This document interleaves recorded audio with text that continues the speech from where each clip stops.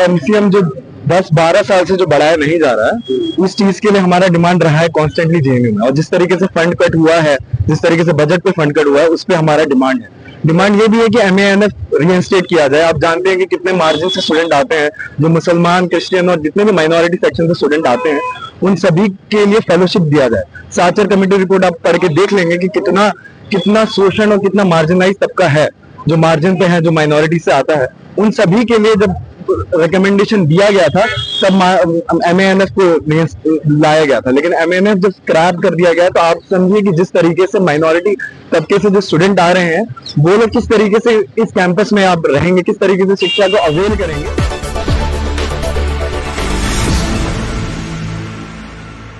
नमस्कार, मैं जागरण लाइव में आपका स्वागत है। अभी हम एमएचआरडी यानी शास्त्री भवन के गेट पे हैं और यहाँ पे जेएनयू के जो स्टूडेंट हैं वो प्रोटेस्ट कर रहे हैं। इन्हीं से जानते हैं क्या इनकी डिमांड है। इनका एक डेलीगेशन अंदर गया हुआ है एमएचआरडी में, तो इनसे जानते हैं, बताइए। तो हमारा ये डिमांड आप हमारे 4 डिमांड है।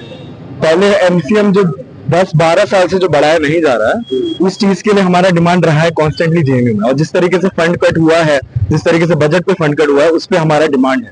डिमांड ये भी है कि एमएएनएफ रीइंस्टेट किया जाए। आप जानते हैं कि कितने मार्जिन से स्टूडेंट आते हैं, जो मुसलमान, क्रिश्चियन और जितने भी माइनॉरिटी सेक्शन से स्टूडेंट आते हैं, उन सभी के लिए फेलोशिप दिया जाए।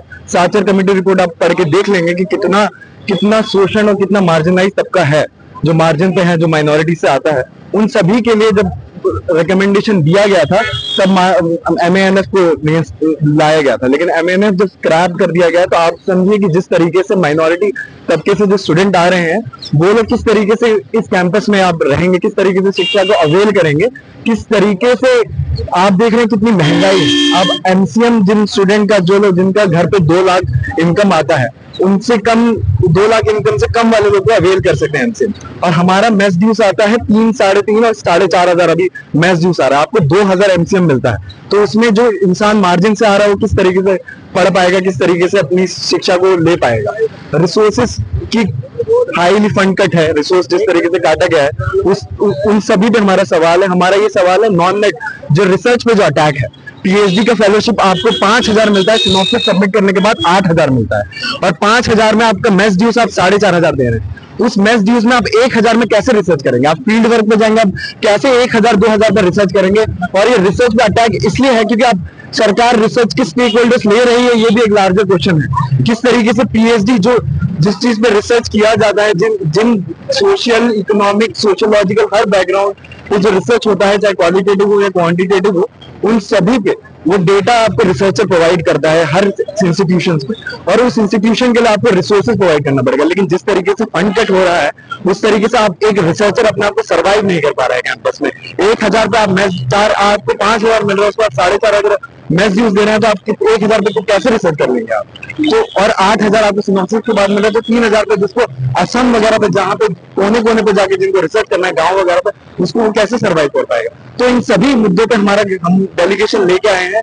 लेकिन बात यह है कि हम डेलीगेशन जेएनयू गेट से नहीं निकले हैं। हमारे जो स्टूडेंट्स हैं, जो स्टूडेंट हैं, उनको दिल्ली पुलिस डिटेन कर लेती है। तो ये भी एक क्वेश्चन है, डेमोक्रेसी पे किस तरीके से हम अपनी बात भी नहीं रख पा रहे हैं। तो इसीलिए हम डेलीगेशन लेके मिनिस्ट्री एमएचआरडी पे आए हैं, और अभी हमारा डेलीगेशन गया है, तो उसी को हमारा आपको कितना हम 8,000 से एटलीस्ट 20,000 तक में मिले। 20,000 क्योंकि आप देखिए आईआईटी वगैरह पे जो लोग का एडमिशन हो जाता है, उनको जेआरएफ के बराबर ही मिलता है। लेकिन नॉन नेट वालों को 20,000 ही मिल रहा है, 20,000 नहीं मिल रहा है, वो भी 8,000 मिल रहा है मैक्सिमम। तो एटलीस्ट फेलोशिप 20,000 किया जाए, ताकि सर्वाइव कर पाए, एक रिसर्च ओरिएंटेड काम हो, एकेडमिक पे अटैक ना हो, और ताकि जो रिसर्च पे ज्यादा रिसर्च फंड हो। लेकिन ये सरकार रिसर्च को अटैक करना चाहती है। 4 से यूजीसी बोलता है कि 4 साल बाद आप पीएचडी कर पाएंगे, एमफिल को स्क्रैप डाउन कर दिया जाता है। तो ये एक तरीके से एकेडमिक पे, लार्जर एकेडमिक पे अटैक है, शिक्षा पे अटैक है, और छात्रों पे अटैक है। तो ये सरकार नहीं चाहती है कि स्टूडेंट पढ़े, ये सरकार नहीं चाहती है कि स्टूडेंट जाके कंट्रीब्यूट करे इस देश के लिए, नहीं चाहती है।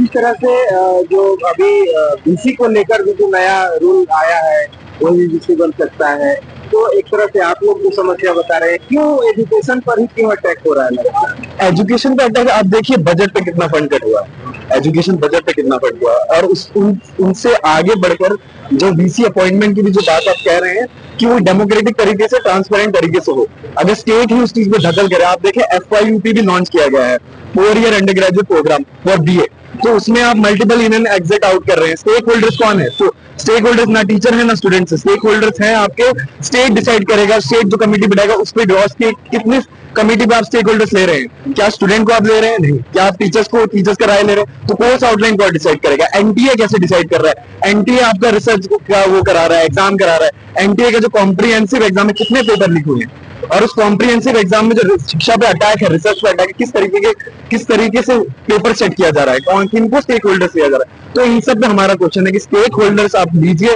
स्टूडेंट्स को स्टेक होल्डर्स लीजिए, टीचर्स को स्टेक होल्डर्स लीजिए, लेकिन वो नहीं हो रहा। तो एक तरीके से अटैक ही है कि आप ही और ब्यूरोक्रेसी ही डिसाइड करे। ब्यूरोक्रेसी में भी कौन लोग हैं? वो लोग डिसाइड कर रहे हैं। तो आप अगर जुड़ाव ही नहीं है आपका ग्राउंड लेवल पे, आप स्टूडेंट और टीचर्स की बात ही नहीं मानना चाहते हैं, तो आप किस तरीके से उनके लिए आप सोचेंगे? जिन लोगों के लिए आप बना रहे हैं आउटलाइन, उन लोगों के ही व्यू पॉइंट नहीं लेंगे, तो आप किस तरीके मतलब उनके लिए आप इम्प्लीमेंट कर रहे हैं। तो हो सकता है कि लार्जर लेवल पे उन स्टूडेंट को, और ये हो रहा है, ऐसा नहीं है कि हो सकता है, हो रहा है कि जिस तरीके से स्टूडेंट पे अटैक हो रहा है, जब से आपका नॉन नेट भी इन्होंने कैंसिल कर दिया था। नॉन नेट को हमने प्रोटेस्ट करके हम नॉन नेट को कंटिन्यू कराए हैं, और नॉन नेट कंटिन्यू कराने के बाद भी जितना आपको बताएं कि 5,000 मिल रहा है और 8,000 मिल रहा है, उसको बढ़ा के आप 20,000 कीजिए एटलीस्ट, ताकि एक रिसर्चर सर्वाइव कर पाए, रिसर्च कर पाए और कंट्रीब्यूट कर पाए शिक्षा में और हर एस्पेक्ट। कल आपने यूजीसी पे प्रोटेस्ट किया था, अभी 1-2 दिन पहले, आज यहाँ MHRD पे कर रहे हैं, अगला स्टेप क्या होगा?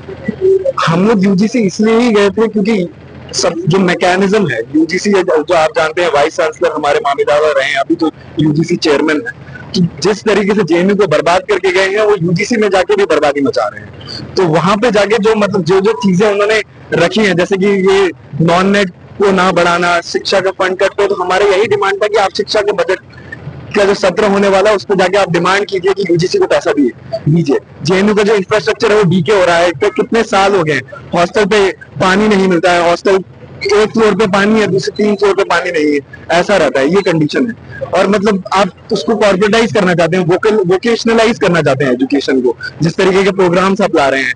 आप चाहते हैं कि लोग 4 साल के बाद पीएचडी कर ले, कैसे 4 साल के बाद? कोई बैचलर्स के बाद कैसे पीएचडी कर पाएगा? आपको एक प्रणाली के दौर पे तरीके से जाना पड़ेगा। जो FIU का प्रोग्राम इन्होंने लाया है, FIUP का प्रोग्राम इन्होंने कॉपी किया है यूरोप से, यूरोप से यूएस ने कॉपी किया, और यूएस से बाद में हम यहाँ पे कॉपी कर रहे हैं। लेकिन उसका इम्प्लीमेंटेशन स्ट्रक्चर आपको देखना पड़ेगा कि इस देश में कहाँ से कितना डाइवर्स है, कितने तबके से लोग आते हैं, कितने मार्जिन से लोग आते हैं। यहाँ से दलित, ट्राइबल, पिछड़े तबके से लोग आते हैं, जिनको basic education, minimum education provide नहीं की जा रही। माइनॉरिटीज, मुसलमानों को बेसिक मिनिमम एजुकेशन प्रोवाइड नहीं किया, मदरसे पे अटैक किया जा रहा है। तो ये साचर कमेटी रिपोर्ट ने यही बोला था कि आप मदरसे के बाद स्टूडेंट को किस तरीके से आप प्रोवाइड कीजिए कि वो शिक्षा मदरसे के बाद हायर एजुकेशन कंटिन्यू कर पाए, लेकिन वो भी नहीं करवा रहे। तो इन सभी मुद्दों पे हम लोग अपना डेलीगेशन लेके आए हैं।